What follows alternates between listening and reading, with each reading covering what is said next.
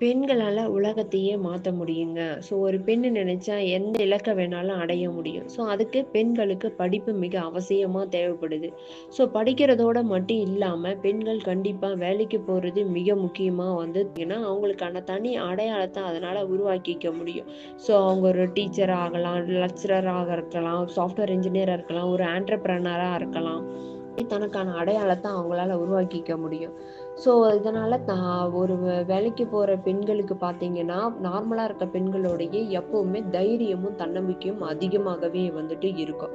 இதனால பெண்களால சொசைட்டில ஃபினான்சியல் இண்டிபெண்டன்ஸாவும் வாழ முடியும். சொசைட்டில அதேமாரி எந்த ப்ராப்ளம் இருந்தாலும் அத ஈஸியா ஃபேஸ் பண்ணி வெளில வரவும் முடியும் அவங்களால.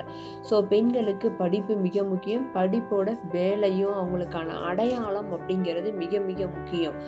அதனால படிக்கிற பெண்கள் கண்டிப்பா அவங்களுக்கான அடையாளத்தோட வாழணும்.